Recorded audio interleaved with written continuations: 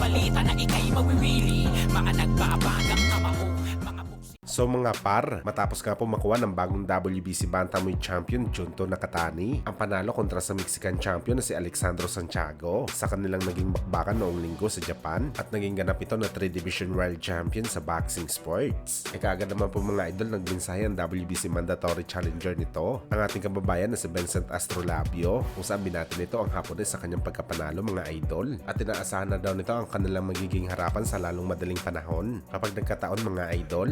Apat na Pinoy boxer na ng Impi Promotion ang dadayo sa Japan para subukan na masungkit ang titulo kalaban ng mga kampiyon na Hapones, kung saan mga idol maraming mga Pilipino fans ang kaagad nag-react sa posibleng harapan ni Astrolabio at Nakatani. Meron nagsasabi mga idol na ito na daw ang time na makabawi tayo sa mga Hapon, bagamat kung gaano kadami ang nagsasabi nito mga idol, ganon din po kadami ang may tiwala na walang pag-asa manalo si Astrolabio sa laban na to at masakar din daw ang abuti ng Pinoy Mandatory Challenger kagaya sa sinapit ni Marlon Tapales, Jonas Sultan at Jerwin Angkahas. Kumbaga mga idol, pangkain lang daw si Astro Boy sa malinis na kartada ni Junto Nakatani. Well, malalaman na lang natin yan mga idol sa aktual na laban kung sino ba talaga sa kanila ang uwing tagumpay sa bakbakan na to.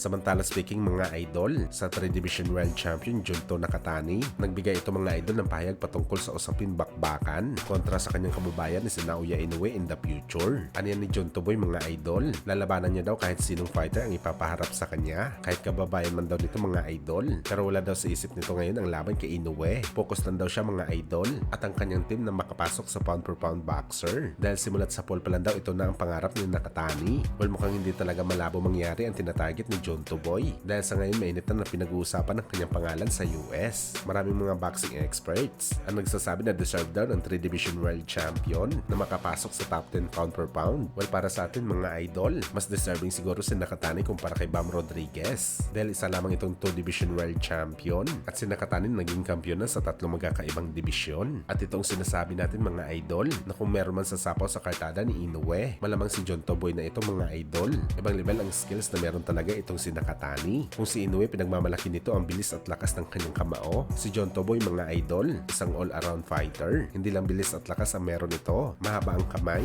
matangkad, matibay sumalo ng big shot, magaling gumamit ng distansya at matalino sa laban. Mas lalong magpapahirap sa kalaban ni Nakatani mga idol dahil isa pa itong kalawete na awkward makalaban. Dagdag pa dito mga idol, marami ang nagsasabi na si Inoue daw ang sisira sa pagiging 8th Division World Champion ng ating pambansang kamao Manny Pacquiao dahil isa na itong 4th Division World Champion sa ngayon. Pero para sa sariling opinion natin mga idol, mas realistic pa na si Junto Nakatani ang posibleng makakaabot sa pagiging 8th Division World Champion ni Pacquiao kumpara kay Inoue. Sa ngayon kasi mga idol, 3 Division World Champion na si Nakatani, nasa Bantamweight Division pa lang siya. Ibig sabihin nito mga idol, dapat maging kampiyon nito hanggang super lightweight na para sa atin pwede talaga mangyari dahil 5'8 ang tangkad nito at mahaba ang kamay. Tandaan po natin mga idol, 5'6 and a half lang po si Pacquiao. Payatot lang talaga ngayon si Nakatani dahil 27 years old pa lang edad nito. Kapag nakalaman ito mga idol, hindi imposible na abot ito hanggang 147 pounds. Pero ulitin ko mga idol, hindi natin sinasabi na delikado ang record ni Pacman kay Nakatani. Syempre bago niya ito makuha, dadaan muna ito sa butas ng karayom kalaban ng mga fighters sa division na aakyatin nito. Ang gusto lang natin sabihin mga idol, mas realistic pa si Junto Nakatani kumpara kay Inoue na maabot ang legendary record ni Manny Pacquiao sa boxing sports.